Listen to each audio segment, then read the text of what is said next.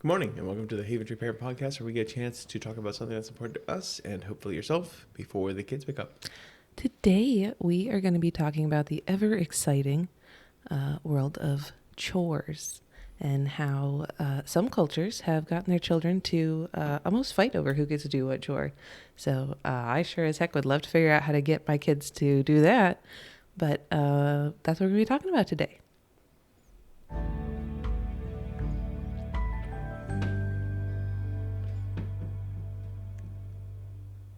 So, like you said, we're going to talk about chores and getting the kids to help out on how to be age appropriate with who gets to do what.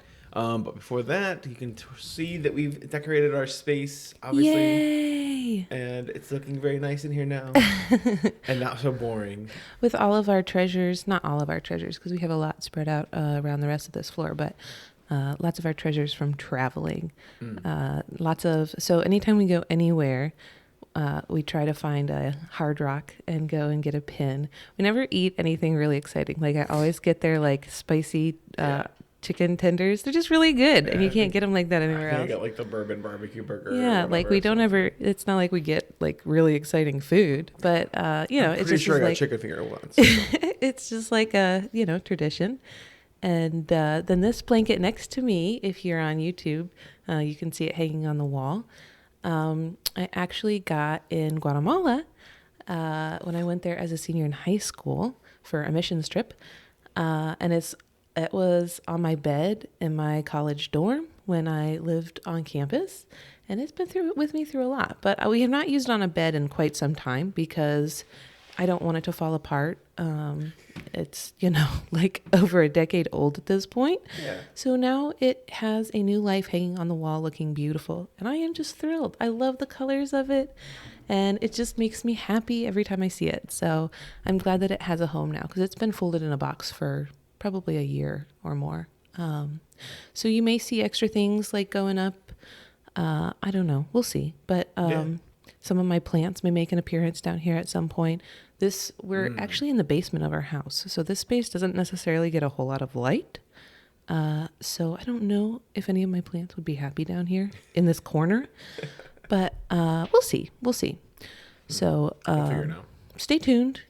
More stuff may show up. We're not going to make as big a deal about it as we are today, but I'm just really excited to have something up on the walls finally.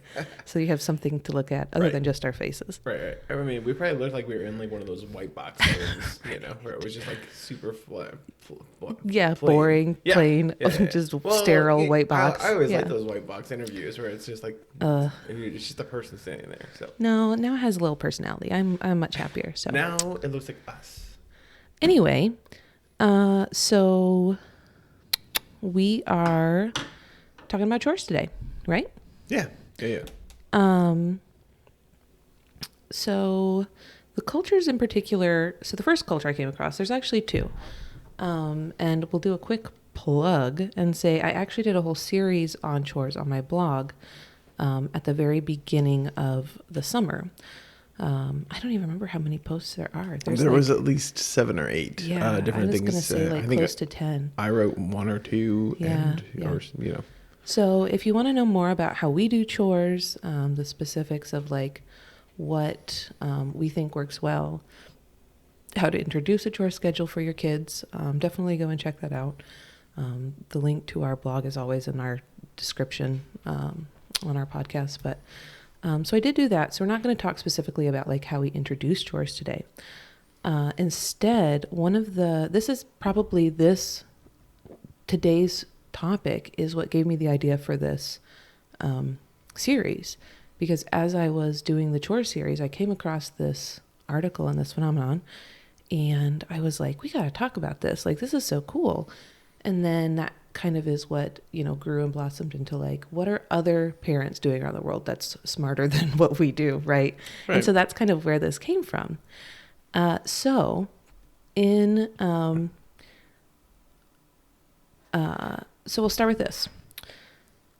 There was a psychologist and anthropologist living for a while in a Mayan village and was talking with a couple of little girls. And the 7-year-old said, I wash all of my own clothes. And her older sister said, well, I wash all of my own clothes and my baby brother's. And the psychologist was like, okay, that's great, but it made her curious, right? Like, these kids were excited and, like bragging sort of about like what they got to do and trying to like one up the other with their responsibilities around the house. And so after talking with more children, she realized that this is relatively common in that area, and that not only did kids make big contributions around the house, but they also did so without being told or asked to do those things. And I was like, that's a dream. Like, if I, as a parent, could have my kids, like, even just simple things, not like washing the clothes in the river and the baby brother's clothes in the river. Like, if I could get them to, like, just put their pajamas away or their clothes in the dirty clothes basket, right, without me asking every day. Yeah. You left your shirt in the bathroom. Go pick it up. Right. Yeah. Like, I would, be, I don't know. I would have so much time in my day, I wouldn't know what to do with myself, probably. Because I feel like that's what I spend most of my day doing, is telling, like reminding them to pick up after themselves. Right. So it's terrible to say. It's not always the case, but I'm sure the parents can relate to that. Like, it just, so this trait, though, has been observed by lots of scientists in Mexico and Guatemala, and is also seen to some extent in immigrants. I wrote down a little fact here. I have to bring it closer because I wrote it teeny tiny. So studies show that immigrants to the U.S. From these areas have their kids doing literally twice as many chores as like their neighboring American children who aren't indigenous. Gotcha. So you're not talking about like, they're more likely to help around their house. They're literally on average doing twice as much and have twice as much responsibility, and they're doing it without being asked and enthusiastically. There's literally a word for it in these cultures, and I'm gonna try to pronounce it. I had to pronounce something in the last podcast too. It's kind of embarrassing, but it's probably gonna keep happening if we keep giving it these cultural views. We're like, oh, here's this word. We have no idea what to say. Yeah. So this act of volunteering to help is called a comedido. It's a complex term that describes more than just helping out. It's knowing the kind of help that is situationally appropriate because you're paying attention. And again, like one of our kids in particular has a hard time paying attention. And, I don't know how much we've talked about that yet, but we probably will in the future. But she has a hard time, paying attention. And it's frustrating because she's very in tune with emotional cues, right? But when it comes to like her physical surroundings, like she's the kind of kid who would like step in dog poop or like walk into a door and like not even notice and just keep going. Like she does not see it. Sure. Because her mind's elsewhere. Like she's doing something else in her head. So she just doesn't see it. And it makes me crazy, right? So like this idea of like knowing the help that is situationally appropriate because you're paying attention. Like again, like sign me up. Like where's the course? Yeah.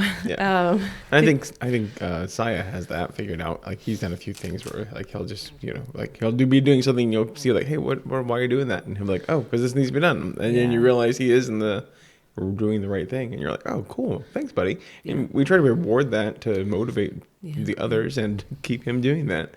But it's how do you get everybody to get that situational awareness where it's like I shouldn't just walk past all these things and leave my stuff behind and walk through stuff.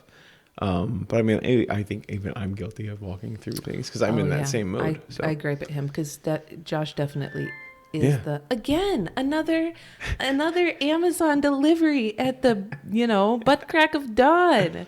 It's what they do. It's how this is so weird. I'm like so excited about it. Okay, I have probably another baby item because we really thought we were done. So there were a few baby things I got rid of. Oh yeah, we pulled out the closet. We had like 6 boxes. It was like this is all we got. Yeah, it's okay.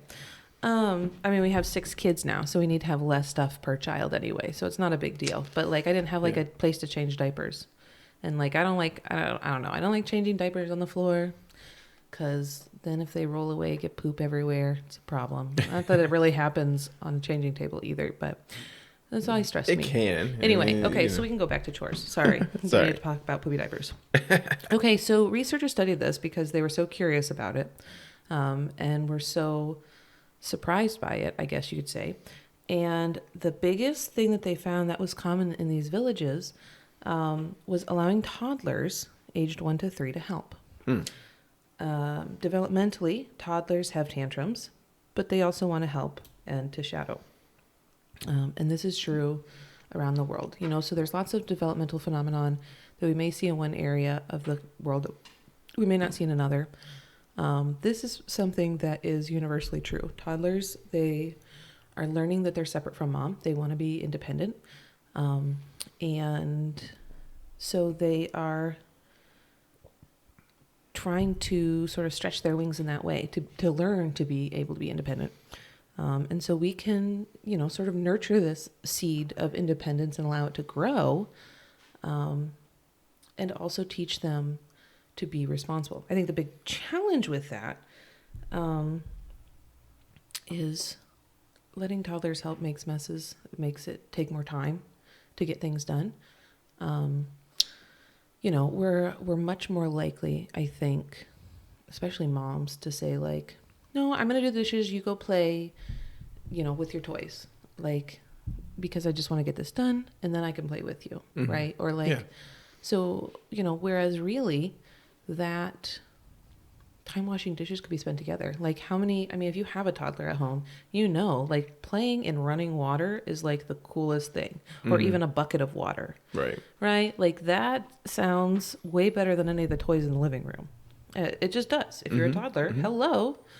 So, and they want to help. So let them help. Let them learn. And I did talk about this some on my blog too. But, it's important to let kids help and make mistakes, and not think, oh, they're too little to do this. They're able to walk. They're able to help.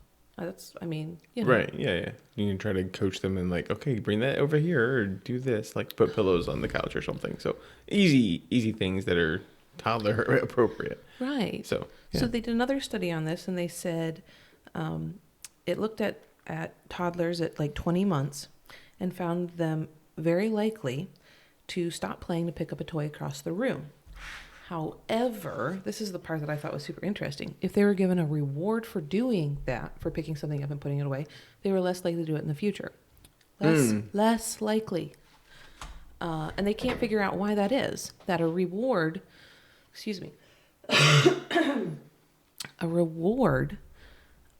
made them less likely to repeat that behavior in the future, where they instinctively did it the first time. Gotcha.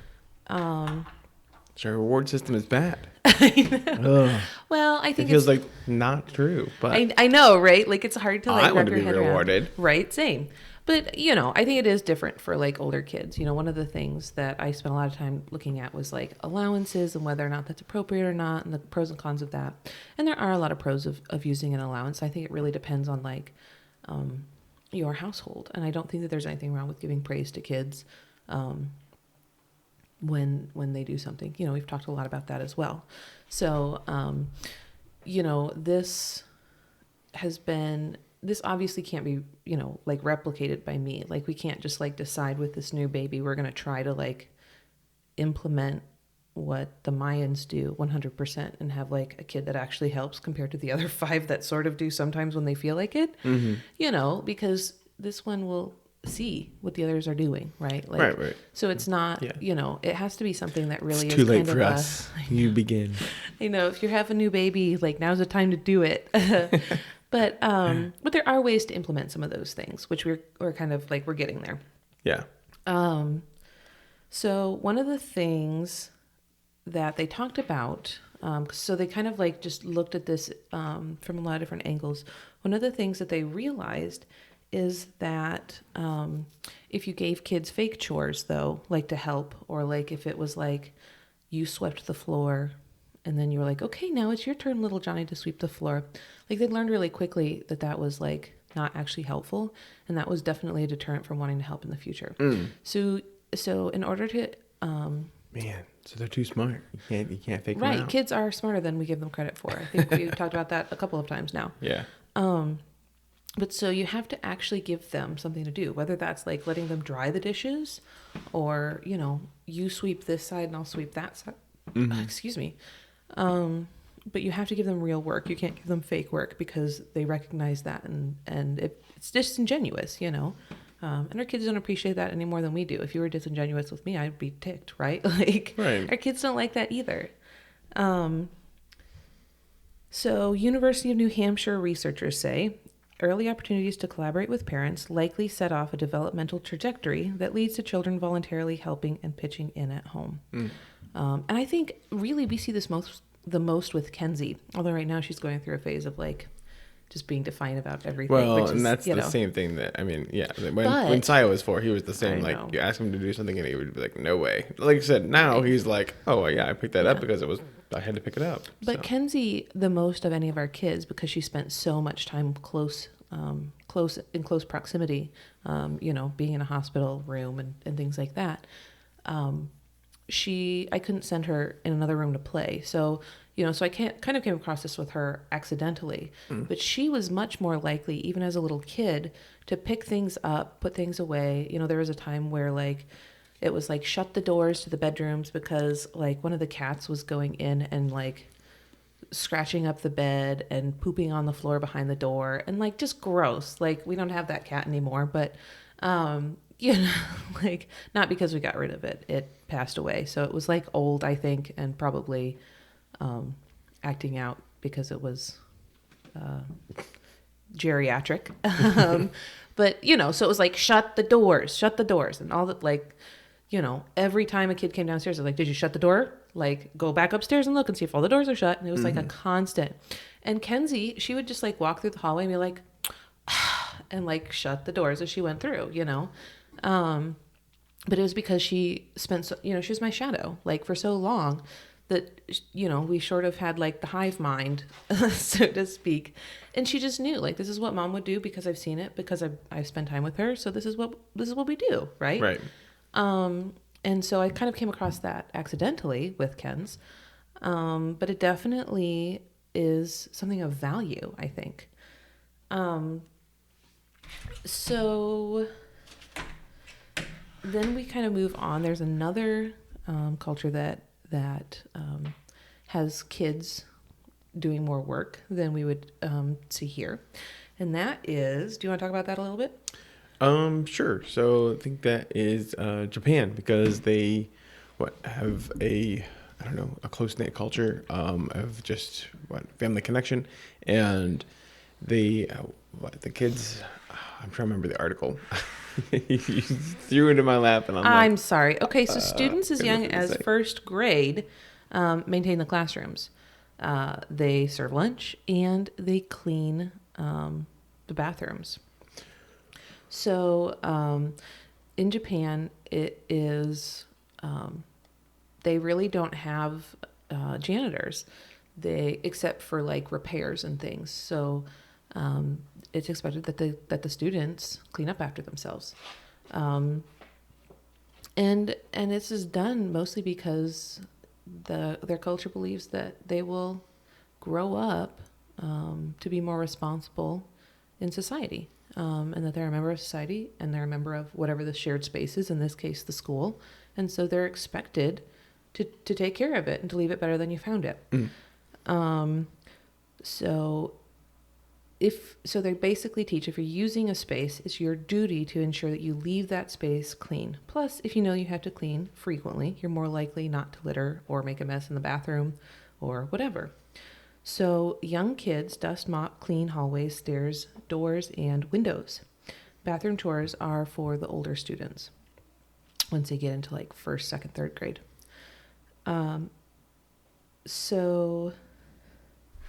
Sorry, I have like random extra notes in here too. It's okay. I remember I read one article that was like there was the methodology of like the cleanliness factor of keeping your area clean has even gone, I don't know, into public culture, where like I think their subway flooded somewhere in Japan, and it was like the water was so clear, and there was no trash floating around because everybody had been Right, picked up responsible and put their right. trash away. And so when the subway was 3 feet of water, there wasn't a whole bunch of Which, newspapers can or you whatever floating imagine around. that? Like So, in the subway in particular? well, yeah, Like we when you don't go to obviously use public transportation regularly here, but when we've traveled and used public transportation, it's like, yeah, there's a wad you of something over know, there, and yeah, it's just not, it's not like a place you would not want that to there's like, not somebody that's there to clean it up. They're just not keeping up with the massive amount of people yeah, that are going through there. So right. yeah, And it's so spotty. it's a little like, it's not somewhere you would want to sit on the ground ever. So like then to have it flood and for the water to be clear, like I can't even fathom that. Right. That's amazing. Yeah. Okay. Thank you for sharing that. Mm-hmm. Okay, so researchers say there's a couple of things that we can do as Americans to incorporate some of this behavior and this practice with our kids. The first is to expose kids to chores as much as possible, especially during their early years. Next, think small tasks, big contributions. The important thing that it does contribute and isn't fake work. Number 3, always aim to work together. Motivation is lost when everyone works separately. So I thought that this was really interesting because a lot of times when our kids like will, clean up the playroom, then it's like, oh, Saya's not helping. Jamie, whoever's not helping, they're playing. Even though I can see them, they're all, whatever. Yeah. So a lot of times I'll like send one kid out to the playroom to clean their space while I have another kid, wipe down the dining room table so that there's not the fighting. So I thought that this was interesting, that the suggestion here to encourage that is to work together.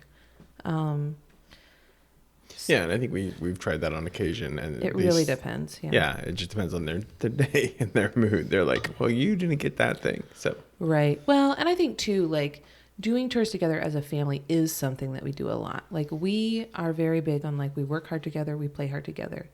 So like when we weed the garden, we all go out and weed the garden. Mm-hmm. And we have a big garden. Like it's not like, a couple of rows. It's like what is it, like 50 by 40 or something? Yeah, it's substantial. And then our huge orchard, which we just planted this year, and so there's a lot of weeding still to be done there while things establish and take root. So there is a lot of weeding, but the kids are expected to help. When we do like our goat shearing day, which I think there's a video coming up about that. Finally, we filmed it a long time ago. I just haven't gotten around to posting it for our kids' weekend video. But you would think we'd have time to just edit all these videos and make lots of cool stuff. Minor details. So we'll get there. But the kids all help. The kids are all a part of helping, whether it's helping like pick up the wool as we shear it off the goat, whether it's helping, I have them help assess the goats. Like, okay, when we shear them, what else do? We check their eyelids, their FOMACHA score, it's called. We do these things.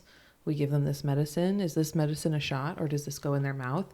And just kind of like asking them those questions and getting them involved. Even though they're too young to do it themselves. I think Adri's given like a couple of goat shots at this point. But she wants to be a vet, Jamie, I probably will never give a goat a shot, like unless she's, 17 and watching the farm for the weekend or something. Yeah. Because she does not it makes her cry when the goats get shots. Jamie cries, right? So, different kid. I feel like she doesn't even want to touch them really, but Yeah. So, but like we include them in the process in a way that they are willing to help, and I think that's really important. And I think that's something that we shouldn't be dismissive about, the value of working together as a family, Yeah. And then when we're done gardening or doing whatever we do, we all get in the pool and we play together, including mom and dad. It's not like, okay, you guys get in while sometimes you will like clean the pool or like do other things around the pool if you need to. Yeah. Oh, man, that's a thing I meant to grab. Anyway, go ahead.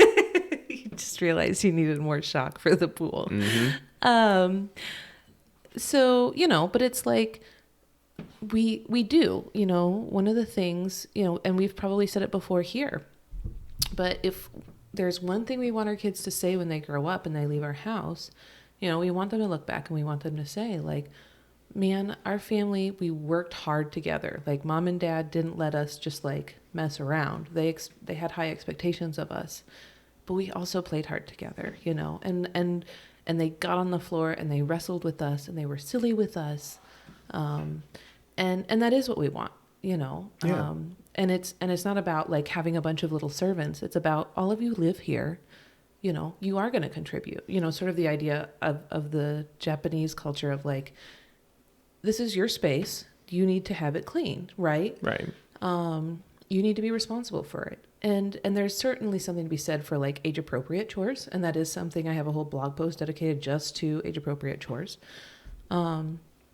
But, it's important to let them work and not to assume that they're not able to help or contribute, because they are, even at a really young age. Like, Obi is old enough. He's 19 months, 18 months, 19. Mm-hmm. He's old enough to start helping put away toys. Yeah. He's not old enough to like unload the dishwasher. Well, and he's done a few of those things sort of, I don't know, just instinctively or naturally on his own. Like, he'll empty out a whole thing. Like, he emptied out like a whole little box that he had. And then he put it all back in together. It was impressive. It was like, I turned around, there was everything on the floor. And then I came back in and it was all back in. I was Right. like, dude. And that's a game, Great. like at his age, it's a game. Like, we take it out, we put it away.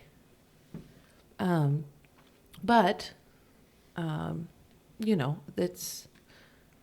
it's something that is important. Okay, so don't force it is next, number 4. The goal is to develop the child's initiative. Forcing makes them not want to do it, and that's true like of adults too. So, and there's lots of ways to encourage that. There's a whole. We're not going to talk about it today because it's a whole conversation. But if you're curious, look up Dr. Brunner, Brunner. There was one article I came across in particular that I really liked, but he talks about kind of his way of setting up a chore system that encourages them to do it on their own. Now, one of the things that he talks about is like consequences if they don't get it done in time, which we use a lot of natural consequences. So like, it may be, if you haven't finished your chore, you may miss out on like some of the movie because the family's not going to wait for you to finish your chore that you had ample time to do, right? Right. Earlier. Yeah. So you may have to hurry up and finish your chore during the beginning of the family movie. Mm-hmm. Which even just saying it out loud, like, it sounds so mean, And like, we wouldn't necessarily do that to Kenzie. Yeah. We provide Kenzie lots of reminders, but I feel like if I've given the bigger kids a couple of reminders to like do something or do it properly and they don't, Yeah. they're old enough to have a consequence for that. I think that's one of my biggest issues is like, I don't know, walking through a room and not sure if I knowing that I was heard, but like then coming back from like doing whatever I'm going to go do. I'm like, hey, I'm going to go do this thing. And when I get back, we'll go get the movie started or whatever. Right. And then I come back in and they're It's still not sitting touched, there. like it has, they haven't moved. Doing Yeah. whatever. And you're like, I asked you to pick this up. And then, it creates that like frustration. You're just like, Yeah. all right, pause the show, pause whatever you're doing. Right. Move now. Because I do want you to do that. I can obviously do it as quick as I want it. Like, Right. usually as an act of service kind of person, I prefer everybody, go about their day. And then once everybody's in bed, I'll come down here and sort of clean house. Yeah. But now that everybody's old enough that they have the ability to help The out, chores, I yeah. shouldn't be the one that's doing that at the end of the day. Right. So I mean, I'm happy to do it. I'm happy to close off whatever the dishes are left to be done, or Right. any things that are forgotten about, basically. Right. I'm happy to walk around and still lock all the doors and check and make sure all the pillows are back on the couch and just make sure when we wake up there's not a big mess to wake up to. Right. Because I don't think either of us prefer coming down to a mess. So That's so like, it's such a like downer. Like, wake up in the morning, ready to start the day, and like you walk downstairs to like your house being trashed. Like, great. Yes, Yeah. So and I like to, I don't know, just make sure everything is in its place before we go to bed. Yeah. So.